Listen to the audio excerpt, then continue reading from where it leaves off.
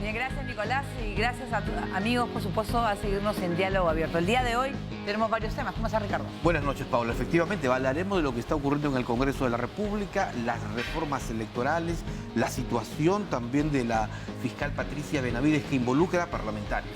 Así es, este jueves, ¿no? La Junta Nacional de Justicia evaluará la destitución de la suspendida fiscal de la Nación. Vamos a ver que mañana qué sucede. Así es, veremos qué nos dice Fernando Tincopa, que es un destacado analista, pero también hay otro tema importantísimo, el Fondo de Cooperación y Apoyo Social que llega a los más pobres, Foncodes. Nos va a contar su director ejecutivo qué trabajos están desarrollando. Así es, y también vamos a hablar sobre la inteligencia artificial para la seguridad ciudadana, nada menos que con Alexis Marquina, es comunicador social y organizador de Expo Proveedores 2024. Así que temas variados el día de hoy para el programa.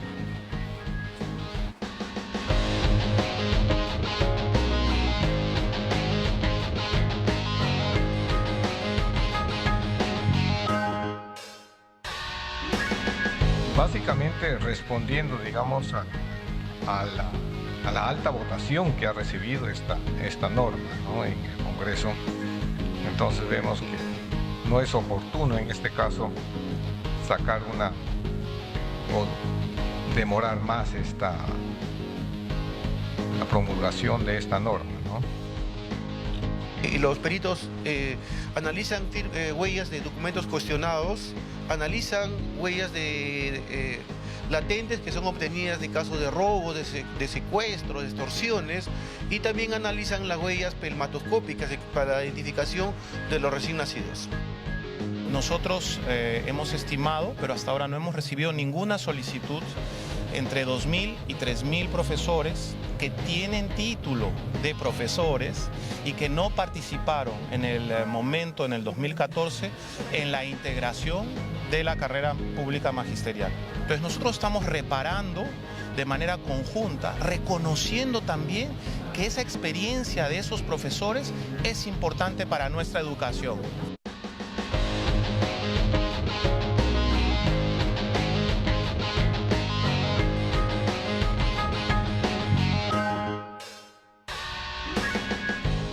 Bien, y antes de ir a las entrevistas, Paola, como cada noche, la pregunta para nuestros televidentes.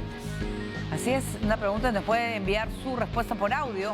Es de retirar los 20.600 soles de su AFP, ¿en qué lo empleará? Bueno, hay diversidad de oportunidades, ¿no? Hacer algún negocio, algún emprendimiento, pagar deudas. Bueno, hay una infinidad. 988-711-673. 988-711-673. Sí, al final del programa vamos por supuesto, a escuchar sus respuestas y nosotros vamos ya a empezar con los temas. Vamos a saludar a Julio Manuel Vélez Moro Pinto, director ejecutivo del Programa Nacional Fondo de Cooperación para el Desarrollo Social, Foncodes, a propósito, pues, de sobre la ayuda que hay para las aulas en los colegios. Ellos intervienen en la infraestructura que va a beneficiar a 2 millones de personas y una serie, pues, de objetivos para mejorar la educación de los niños. Así es, Foncodes trabaja en las zonas más recónditas del país, ahí tiene presencia. Justamente yo repasaba esta tarde información del trabajo que han hecho hoy justamente en Ayacucho, donde han inaugurado un centro que permitirá albergue de estudiantes durante 15 días. Perfecto. Sí, porque ¿tú sabes cuánto se demoraban en llegar en esa zona? 2 a 3 horas caminando de ida. Y igual similar turno de Imagínate eso, imagínate eso. Bien, vamos a saludar al señor Julio Manuel Vélez Moro Pinto, que ya está conectado. Muy buenas noches, bienvenido a Diálogo Abierto. Cuéntanos sobre todo lo que están haciendo. Han inaugurado una moderna residencia estudiantil, que decía, es en el Centro Poblado San Antonio, distrito de Chipao, provincia de Lucanas, en Ayacucho. Lucanas, así es. Bueno, muy buenas noches, Paola, Ricardo, y gracias por invitarme y por estar aquí presente en Diálogo Abierto y poder explicar un poco lo que hace Foncodes, que en sus 32 años ya de creación ha podido desarrollar programas y proyectos de desarrollo productivo en infraestructura económica y social. Y bueno, sí es importante en realidad lo que acabas de mencionar, porque esto es un encargo que nosotros estamos culminando del Ministerio de Educación, en el cual a Foncodes me encargaron el año pasado que hiciera 5 residencias estudiantiles, las cuales como tal pueden albergar por 15 días En estos colegios de alternancia, 15 días pueden estar estos escolares, básicamente que son de educación secundaria, donde Foncodes ha construido estos colegios con la finalidad de que puedan tener su comedor, su cocina, sus dormitorios y puedan desempeñar obviamente sus funciones como recibir la educación que es necesaria. Y Foncodes brinda esta ejecución básicamente de estos proyectos porque en realidad lo ha permitido así esta coordinación con el Ministerio de Educación. Estos colegios de alternancia, como lo mencionaste, sí, se ha inaugurado allá en Ayacucho, en Lucanas, en Chipao, que es un lugar bastante alejado. Y Foncodes siempre ha trabajado para mejorar justamente estos temas que son la pobreza, que es lo que nosotros queremos combatir desde Foncodes. Señor Vélez Mora, ¿cómo está? Buenas noches. Y estos centros residenciales, como el que han inaugurado en Ayacucho, sí, ¿cuánto facilita justamente que nuestra población más recóndita o más, digamos, en las zonas más altas del país puedan tener también acceso a este tema que es la educación, que es una de las bases fundamentales para el desarrollo de un país?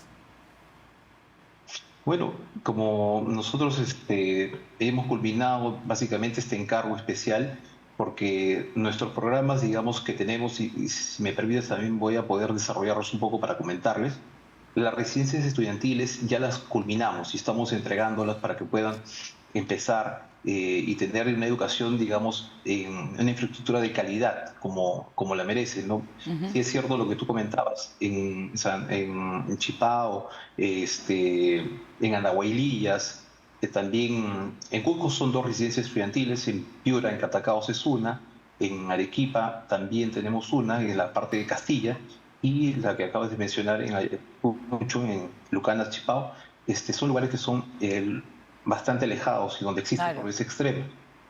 Entonces, básicamente había deserción de escolares y poder recibir la educación porque estaban muy alejados. De esta manera ellos están 15 días recibiendo una educación permanente y salen 15 días, regresan y entran otros escolares.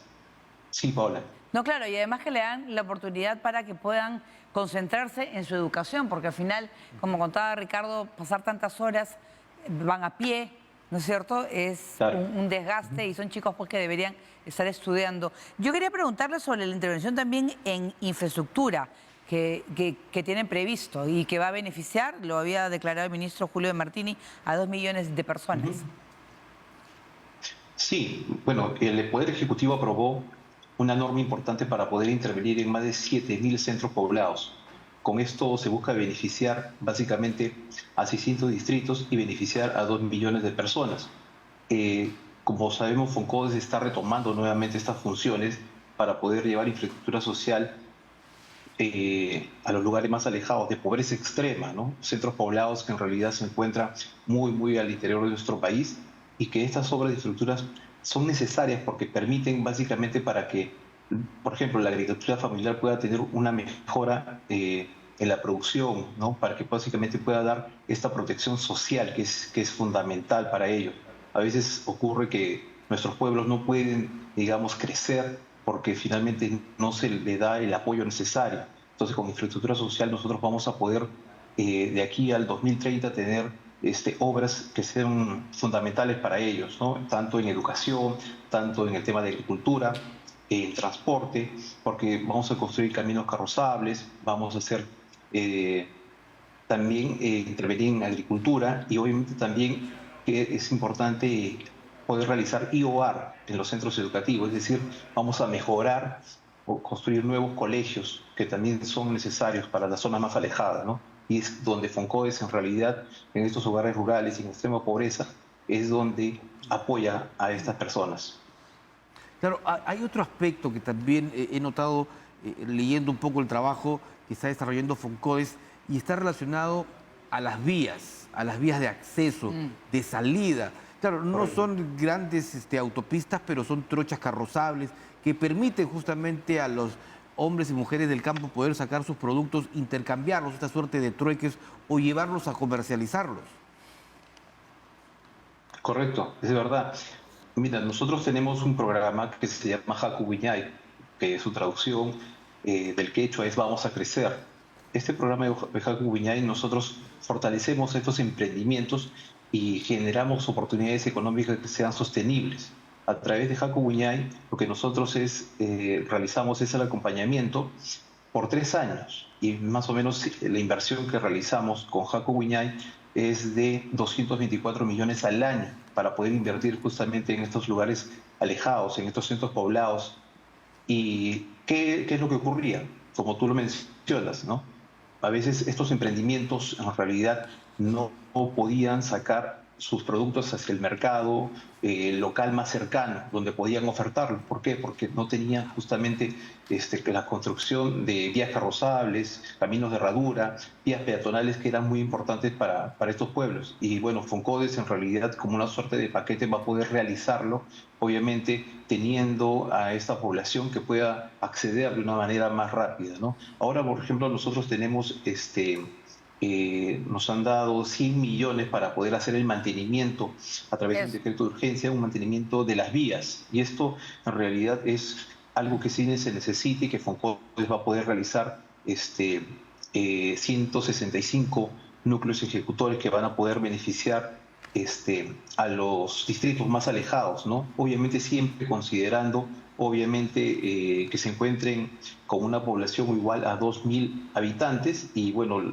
básicamente la idea es crear un empleo temporal y contribuir a la conectividad vial en estas zonas de extrema pobreza, ¿no? No, sobre todo lo importante es en los trabajos de mantenimiento, ¿no? Porque a veces se construyen vías, pero por tanto por las lluvias, por una serie de eventos de la naturaleza se ven afectadas y lo que a veces no hay es limpieza, ¿no es cierto? La limpieza de las vías, de las piedras, no sé, la maleza, una serie de cosas que hay que hacer constantemente, ya que, bueno, igual hay derrumbes y demás cosas. Claro. Sí, y es necesario porque finalmente las vías ocurre que hay lluvias muy intensas al interior del país y las vías a veces quedan simplemente destrozadas. Entonces es necesario que se realice ese mantenimiento. Y como lo mencionabas también, es una forma también de crear un empleo temporal y contribuir al tema de la conectividad vial, ¿no? Y a veces, otros sectores como el Ministerio de Transporte tiene de repente, sus obras son un poco más grandes, pero la de Foncodes en realidad está pensado para poder llevar justamente ayuda a estas zonas de extrema pobreza. Señor Vélez Moro, justamente, ¿cómo se elabora todos estos planes anuales que tiene Foncodes para poder determinar en qué bolsones o quintiles de la pobreza se trabaja? ¿Hay participación de la misma población que puede hacerles llegar a ustedes sugerencias o propuestas de dónde desarrollar determinada obra? Bueno, los caminos de herradura, que es a través de este decreto de urgencia de los 100 millones que estamos hablando, estas trochas carrozables, básicamente nosotros consideramos obviamente que debemos atender los centros poblados o los distritos que son de pobreza o pobreza extrema. Es por eso que a través de una resolución de dirección ejecutiva, básicamente se establece cuáles son los criterios. Y en realidad los criterios es que se encuentren dentro de una pobreza menor a un 40%, ¿no? Básicamente nosotros tenemos para poder decir en qué poblaciones vamos a poder atender, que se consideren que tengan por lo menos una población menor o igual a 2.000 habitantes. Pero esto lo hacemos a través o en ayuda con los gobiernos locales.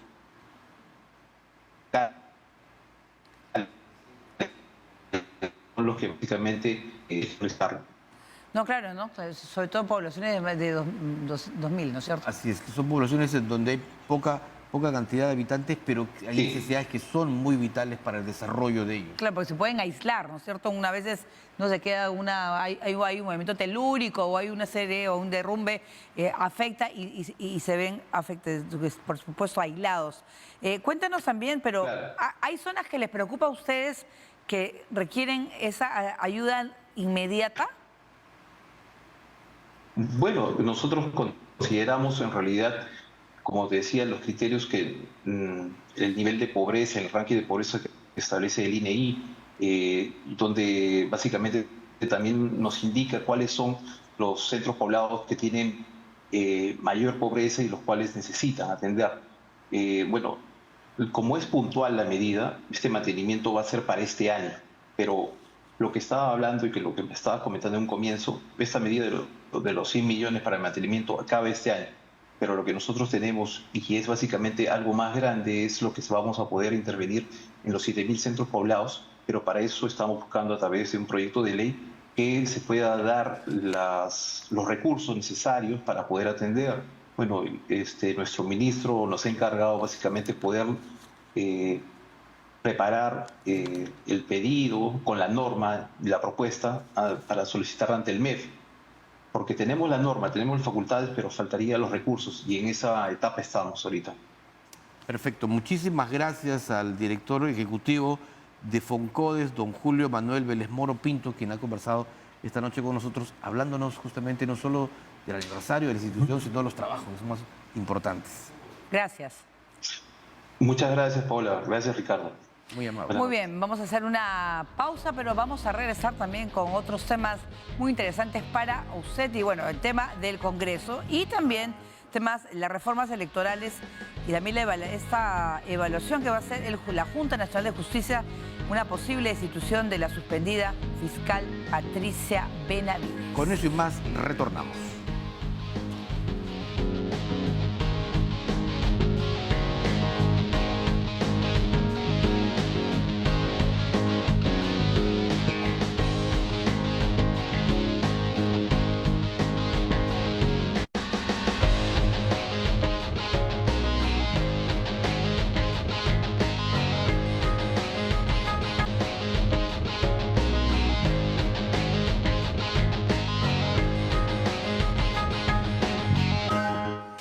Muy bien, tenemos nuestra pregunta de retirar los 20.600 soles de su AFP. ¿En qué lo empleará? Usted puede enviar su mensaje de voz al siguiente número. 988-711-673, 988-711-673. Hay muchas, por supuesto, me imagino que variedad de cosas, ¿no?, que se pueden hacer con dinero. Luego de la conferencia de prensa esta tarde, ya mucha gente está usando calculadora. Calculadora, y lo que están haciendo es una lista de las prioridades. Así es. Muy bien, vamos a hablar. Es que no lo malgasten. Claro, o sea, yo creo que lo mejor es, por ejemplo, quien tiene deudas, es una muy buena idea ir al banco y cancelar todo. Así es, para vivir más tranquilo. Para estar tranquilo. Muy bien, vamos a hablar del Congreso de la República, de las reformas políticas, del futuro de la suspendida fiscal de la Nación, porque hay muchos temas pues de qué tratar. En esos momentos tenemos a Fernando Tincopa, él es analista político. Bienvenido, ¿cómo estás? Gracias. Bueno, lo que ha pasado en el Congreso, yo lo llamo blindaje al parlamentario, en el cual en evidencia pues lo que hizo el congresista de Acción Popular. La Comisión de Ética no sesionó por falta de quórum. Es un tema que al final preocupa porque están en su peor momento de popularidad, se puede decir. Sí.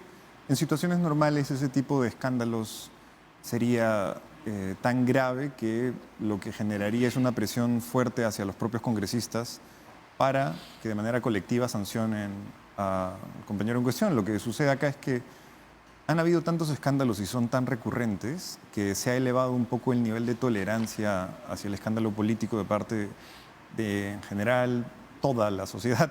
Y eso hace que los congresistas tengan menos reparos, digamos, en poder negociar este tipo de blindajes.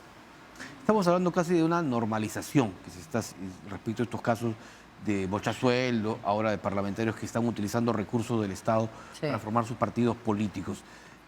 Sin embargo, ¿cuál ya es la decisión que se debería tomar? ¿Podríamos tomar ejemplos de otros países para aplicarlos y evitar situaciones de este tipo? Sí, yo creo que no es normal o no debería ser normal que gran parte de los congresistas actuales o de la clase política en general tenga tantos cuestionamientos y procesos judiciales y carpetas fiscales en curso. 83 congresistas, creo que según los últimos datos, se mantienen en esa situación. Entonces, lo que hay que hacer es mejorar la oferta política y eso puede ser, por ejemplo, con reformas que tengan que ver tanto a nivel electoral como político. A nivel político, para este caso en puntual, yo diría que, por ejemplo, en caso de inhabilitación de un congresista, el partido debería perder el escaño de ese congresista, y ya sea tener una silla vacía o tener el reemplazo del partido que quedó en segundo lugar en esa votación. para que de esa manera existan incentivos para el propio partido de fiscalizar mejor a quienes va a meter al Congreso y que no se venga con la sorpresa de tener a congresistas con denuncias previas y que son sentenciados o que son... Se han evaluado inhabilitados. propuestas como, por ejemplo, elecciones por mitades, ¿no? Mitad del periodo también. Yo veo eso un poco complicado. O sea, en teoría es algo muy útil porque reemplaza a gran parte de los congresistas sin experiencia Claro. y los combina con los congresistas con experiencia. El problema es que en un sistema como el nuestro, esto haría que gane la oposición mayoritariamente y le deja sin mayoría parlamentaria al gobierno de turno. Es un problema al que ya estamos acostumbrados, pero que no debería ser normal. Algo que se podría proponer de manera alternativa sería la renovación por tercios, cosa que simplemente modificas un tercio del Congreso y haces que la elección sea a partir de tercios, que podría ser, digamos, el tipo de propuestas que al menos se deberían discutir. Claro, pero por ejemplo, el tema de la inmunidad parlamentaria presentada por los propios congresistas protagonistas de los últimos escándalos de Acción Popular. No impunidad más que la inmunidad o impunidad. O sea, es no sancionar al que comete un delito. O sea, prácticamente es eso, o sea, esa sensación. O sea, quiere la inmunidad para... Entonces, si sin inmunidad te están haciendo eso, imagínate con inmunidad. En otros contextos, digamos, la inmunidad serviría, pero acá yo creo que hay más un riesgo de que los congresistas salgan librados de procesos en los que están abiertamente involucrados y que de otra manera no podrían ser investigados o no podrían ser sancionados en su gestión en curso. Yo creo que, de momento, esta es una reforma a evitar que se contravenga, es decir, no debería volver a votarse o a discutirse la inmunidad parlamentaria en la agenda política porque ya tenemos una reforma previa que la eliminó y no podemos seguir en el vaivén de contrarreformas continuas. Pero además de no gozar con inmunidad desde el año 2021, los parlamentarios tienen el antejuicio, que es de alguna manera un freno también para poder ir a tribunales. Sí, y es curioso porque, digamos, el antejuicio político como figura es muy poco utilizado también. Es decir, los casos que han llegado a través de las comisiones de ética para ser casos que se sentencian son muy pocos. Es decir, los congresistas no están siendo procesados. Tenemos un gran cúmulo de casos que no llegan siquiera a procesarse porque son desestimados en las comisiones, en la comisión de ética específicamente. Y me parece que lo que resuelve este tipo de cosas no es una reforma inmediata o alguna especie de norma en estricto puntual, sino es toda una configuración de normas que mejoren el sistema y la calidad de la oferta política que llega al Congreso. Porque es más difícil solucionar que un congresista que tiene 107 carpetas fiscales como Luis Picón sea alguien no solo cuestionable, sino alguien que vaya a tener respaldo de congresistas en situación similar. Es decir, todos se pueden juntar para de manera conjunta blindarse entre sí y evitar este tipo de sanciones. Pero, por ejemplo, en el caso de los partidos políticos, vemos que Acción Popular no logra solucionar el tema de los llamados niños. Ni siquiera los han sancionado como se debe, están divididos entre ellos. Ni siquiera, ¿no? Hay varios líderes. Claro, es más, los niños dominan Acción Popular. Claro, o sea, es como el niño que se porta mal y están divididos los profesores. O sea, no sé, o el director, hay varios directores. Entonces, ¿cómo escoger bien para que el 2026 no volver a repetir esto? ¿No? O sea, elegir quién no tiene denuncias o no sé. O sea, ¿qué se pueden hacer? Hay propuestas que refieren, por ejemplo, al hecho de evitar o impedir que sancionados por delitos de corrupción o delitos graves, a pesar de haber cumplido sus condenas, puedan postular. Esto resolvería varios casos interesantes, porque, por ejemplo, habría hecho que Osjorima no pueda haber postulado en las últimas elecciones, a pesar de tener 160 carpetas fiscales y una sentencia en primera instancia, y haber estado en prisión. Así como esas, me parece que una sola reforma no soluciona el tema. Deben ser un conjunto de reformas que se piensen, por ejemplo, en torno al financiamiento de los partidos políticos, para evitar principalmente un problema que es gravísimo y que va a ser incluso más recurrente la próxima elección. Las economías ilegales están atrás del financiamiento de los candidatos en las elecciones. Y dado que mueven 9.000 millones de dólares anuales, están moviendo más plata de la que podría mover cualquier empresa legal o cualquier sistema. 4% del PBI es una cantidad enorme. Claro, desde la ubicación en la lista hasta la promoción y todo lo que Hasta la significa una pauta, por campaña. ejemplo, para votar proyectos que favorezcan la extensión También, de por supuesto. la formalización de la minería informal, etcétera. Ese tipo de problemas deben ser pensados para al menos reducirse en el impacto que vayan a tener las próximas elecciones, porque todo está encadenado. Y esa clase política que va a representar a la economía ilegal es el principal de los problemas a atacar, me parece. Y tú acabas de decir que hay un parlamentario, Luis Picón, y de inmediato voy a buscar 107 carpetas fiscales. Es impresionante, la verdad. Y sale los... Sí, y es un ¿Delitos? congresista acusado por corrupción, tráfico de influencias y otros. Ha sido sentenciado por el Distrito Fiscal de Huánuco por abuso de autoridad y delito contra los bienes culturales en los años 2017 y 2021. El nombre de él es Luis Picón, de Podemos Perú. 7 años, imagínate. ¿Pueden creer que, aunque pareciera que es algo que todo el mundo sabe, Y que es prácticamente mudo en el Congreso. No tiene el perfil participación. bajo debe ser Perfecto, y corresponder cobra. también Claro. a su situación, ¿no? Pero ese caso no es anecdótico. No es anecdótico ni siquiera en el Congreso, ni en los gobiernos regionales, ni en los gobiernos distritales.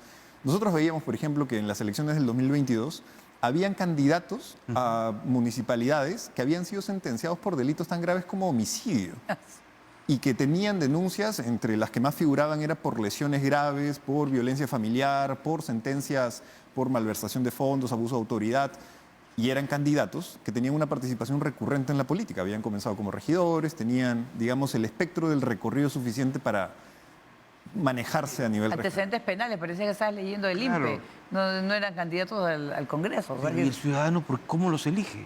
Bueno, han elegido a Oscorima 2 veces en 2 periodos. Y lo que me parece aquí es que el problema de la cultura electoral es un problema que no se va a poder solucionar en el corto plazo porque depende de cosas como la educación, depende de la importancia de los valores democráticos que tienen los ciudadanos, que en el caso de Perú es muy bajo. Son más tolerantes a autoritarios Sí. eficientes que a demócratas. Además se olvidan rápidamente, ¿no? La vez pasada estaba viendo unas imágenes de que por unas gaseosas, unas firmas, ¿no? Para firmar te dan por una gaseosa. O sea, no, pues no.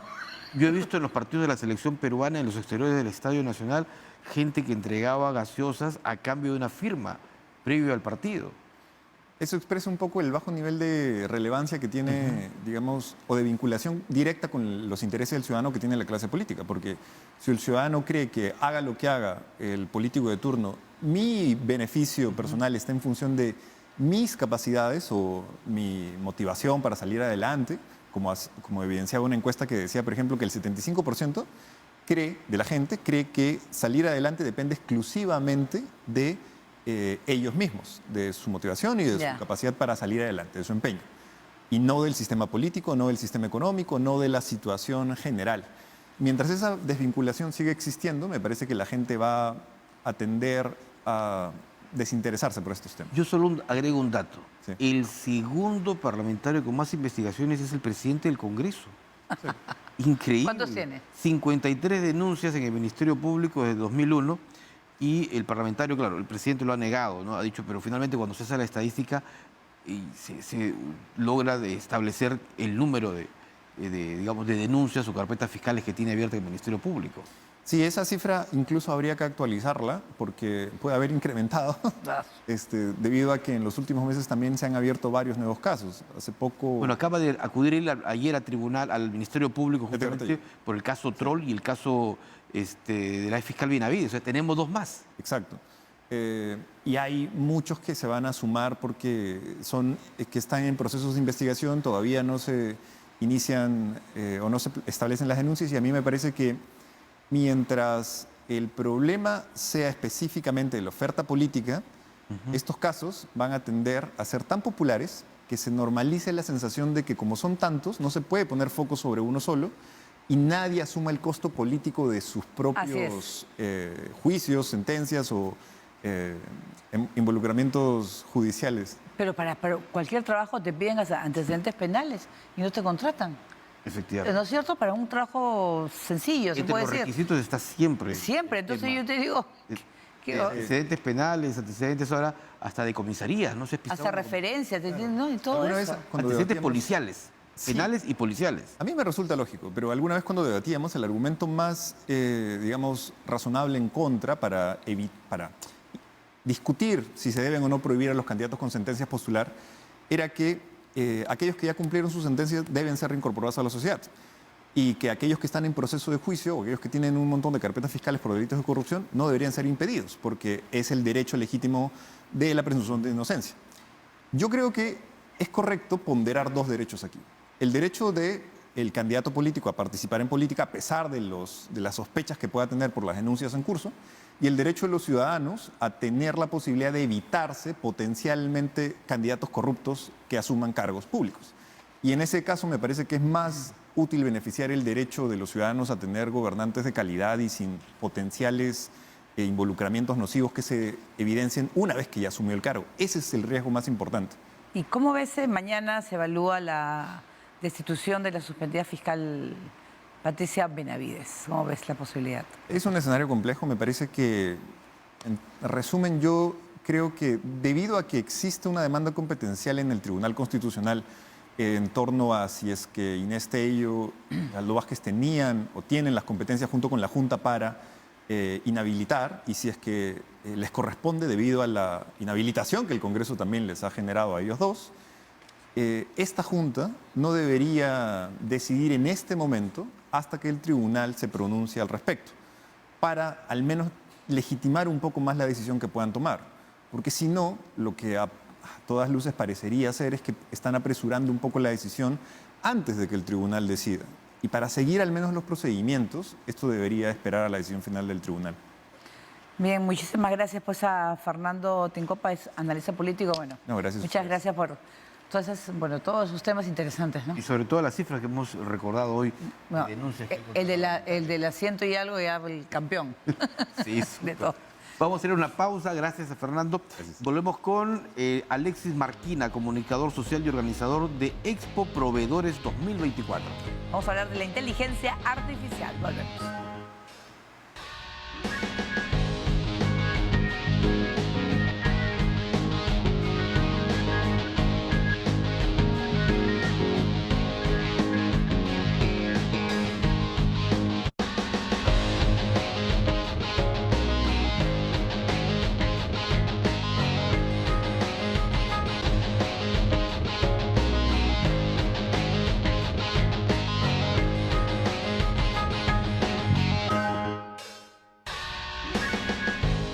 Muy bien, vamos a seguir con las informaciones. Bueno, el tema de la inteligencia artificial pues, se puede usar para diversos campos. Ahora realmente el tema está a toda boga, está muy moderno y se utiliza, por ejemplo, para la seguridad ciudadana. Que es un importante paso, sin duda, que ayuda a las autoridades a poder detectar, por ejemplo, las imágenes, los rostros de los delincuentes, ¿no? A través de las cámaras se puede facilitar hacer un identikit. Recordarás tú que antes los hacían a mano. Claro. Ahora la inteligencia artificial puede inclusive mostrar el rostro de frente o de perfil de un presunto delincuente, alguien que ha participado en un delito. Claro, a través de los rasgos, ¿no? Debe ser algo que va identificando y eso se puede utilizar sobre todo, por ejemplo, para las cámaras de las municipalidades. Sin duda, claro. Justamente todos los equipos de seguridad con los que cuentan y que están articulados y sirven para poder hacer el antiguo denominado identikit, ¿no? Ah, Ahora claro.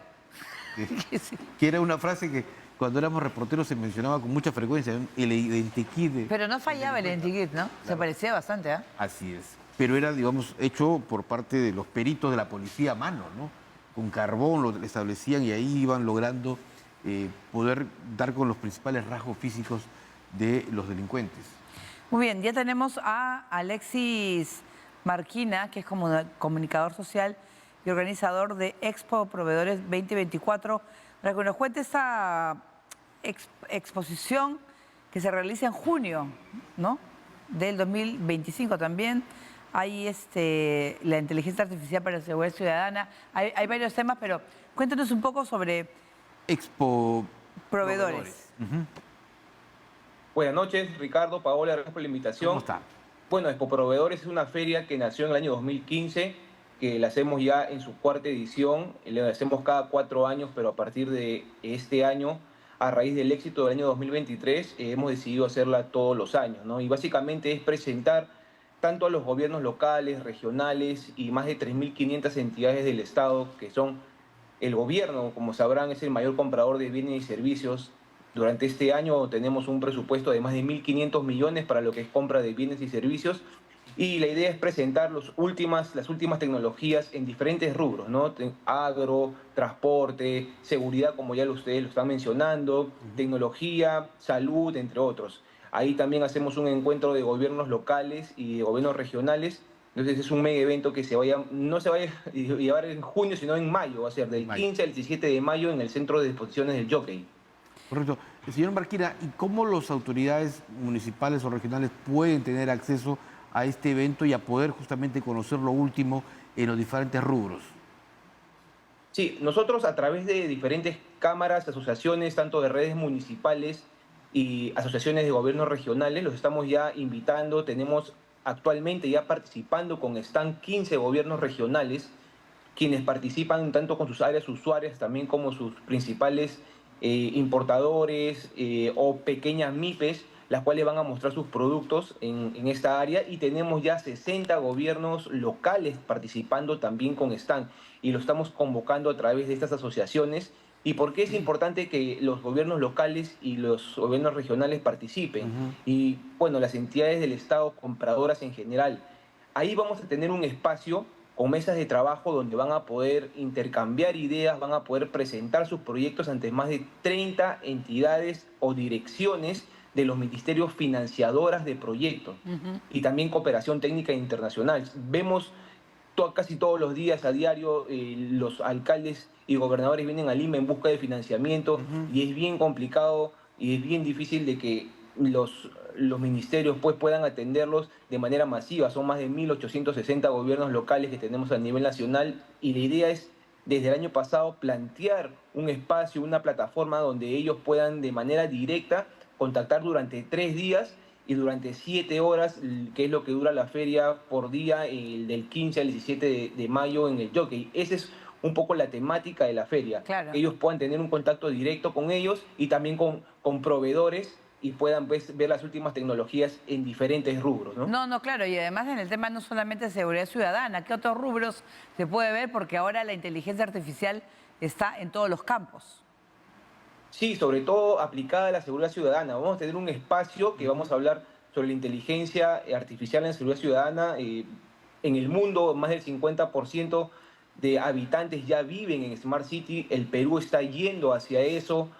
Poco a poco estamos buscando con nuevas tecnologías implementar en las diferentes municipalidades, y a través de los sistemas que ya tienen tanto los gobiernos locales como los gobiernos regionales, se puede implementar la inteligencia artificial no solamente para identificar al individuo cuando ya ha cometido un delito, sino lo que se denomina la vigilancia predictiva, que es preventiva, que es cuando se puede determinar cuando un sujeto de alguna u otra manera no está actuando de una manera normal en comparación a las demás personas. Estos sistemas ya se están usando en España, en más de 79 municipios, y está dando resultados impresionantes. Están evitando muchos que pase el suceso, y acá es diferente. Acá esperamos que pase para recién actuar. Claro. Entonces la inteligencia artificial no solamente sirve cuando ya pasó. También están las cámaras térmicas, que se siente el movimiento de las personas antes de que cometen el crimen. Entonces, dentro del espacio que vamos a tener en la feria, vamos a tener empresas líderes en este rubro a nivel mundial que van a dar soporte, sobre todo a los jefes, directores de seguridad ciudadana de más de 1.100 municipalidades que ya tenemos inscritas hasta el momento. Esperamos que de aquí hasta el mes de mayo, pues, pasen las 1.500 gobiernos locales, por lo que desde ya es un éxito rotundo lo que vamos a tener esos días en el evento, ¿no? ¿Y los proveedores son nacionales, extranjeros? ¿De dónde vienen ellos trayendo justamente esa tecnología de punta? Tenemos tecnología de China, de Europa. En realidad son más de 15 países que están presentando todo tipo de equipos, maquinaria. Vamos a presentar también productos para que podamos enfrentar los próximos fenómenos del niño y de la niña, como barreras canalizadoras. Vamos a presentar un producto que es una barrera que equivale cada una de ellas a que cada persona pueda hacer 16 sacos de arena. Imagínense, una barrera equivale a que 16 sacos de arena,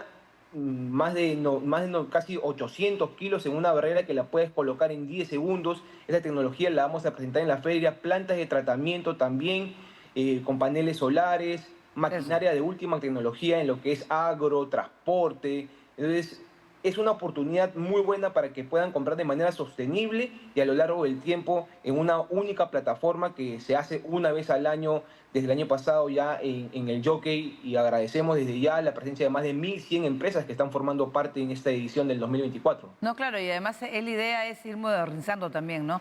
Ir de acuerdo a los tiempos, ¿no? En los cuales se utilizan sobre todo en Europa, en países de Asia, ¿no? La modernización. Y comprar de manera sostenible. Claro, así es. claro, comprar ¿no? de manera sostenible. Tenemos el principal problema de que vemos con los alcaldes y los gobiernos regionales y los problemas que los conllevan pues a que sean vacados o se llevan a las cárceles, y comprar de manera mala, comprar de manera corrupta. Nosotros lo que queremos es ayudar a los gobiernos locales que compren de manera efectiva, cosas que puedan servir a la ciudadanía, pero que pueda perdurar en el tiempo. Claro.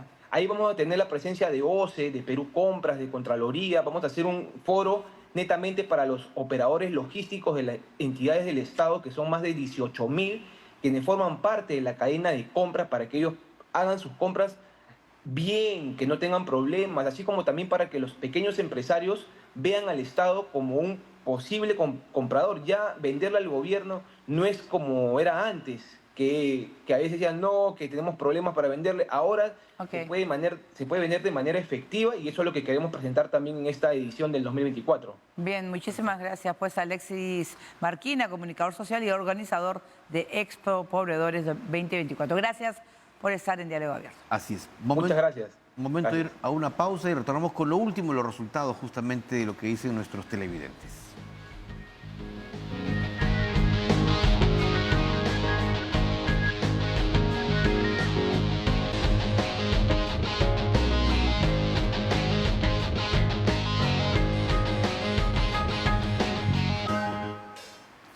Muy bien, vamos a escuchar ya las respuestas de nuestros televidentes. Así es.